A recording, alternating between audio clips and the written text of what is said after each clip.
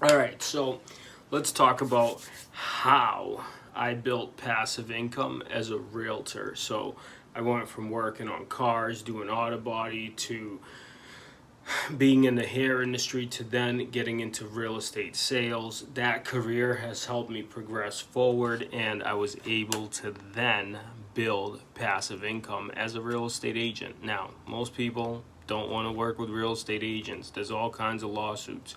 But if you are a real estate agent and you do get into this business to make money and you do want to grow your income, this probably applies to any business, but let's just take real estate.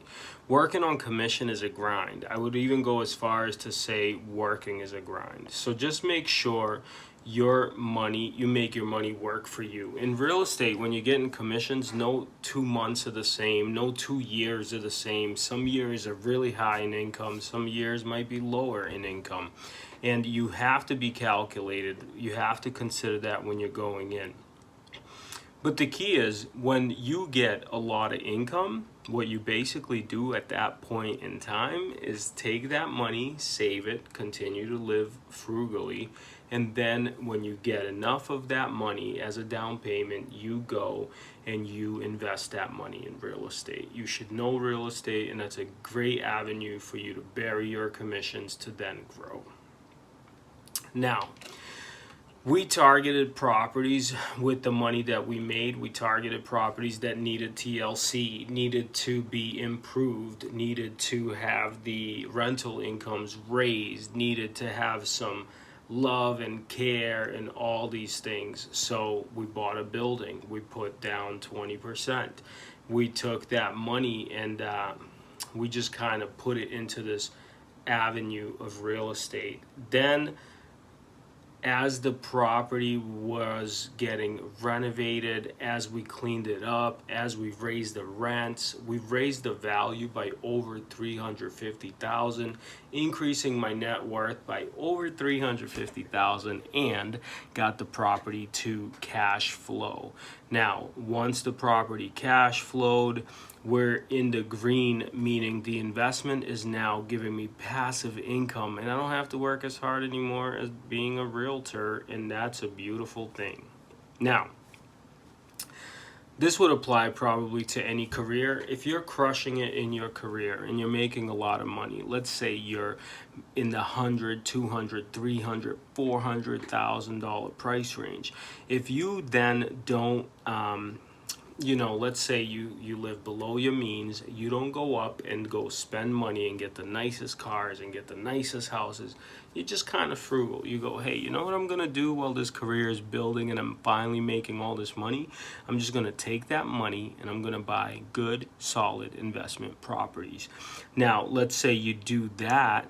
What you're going to find yourself doing is reinvesting your income, and that way getting yourself to a point where you really don't have to work anymore or have very few worries, because now you're going to have these good passive income opportunities that you've built up over time that can actually now generate so much money that you cover whatever it is you would have made at the height of any career that you have. Having security is really the ultimate flex, right? Real estate agents and business people get into business, and I've seen some win money and I've seen some lose money. But you don't want to be the person that gets into business and then never saves your money and never buys investment properties, just has all the nicest things. But then as you get older, now you can't do anything with that because you've spent all your money on material things. You didn't secure your income in investment real estate properties. And that, I think, would be a failure. So if you are making good money and you want to take care of yourself and your family, a good way to do it would be to do some research and invest in investment real estate.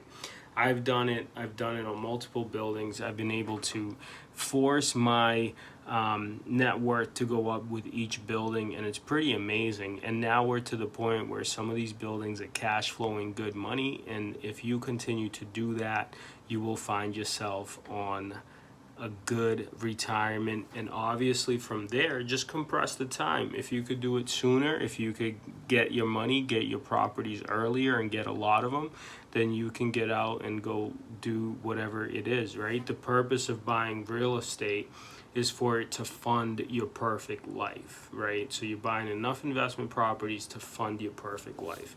And if you are that type of person that's looking to grow and buy more investments, let's connect. I always come across great opportunities, and maybe we could figure out how to grow together. And I think that if you are in a position where you're making money, you should be saving that money, and you should be going out there and buying good, solid investment properties to then make your future 1,000 times better.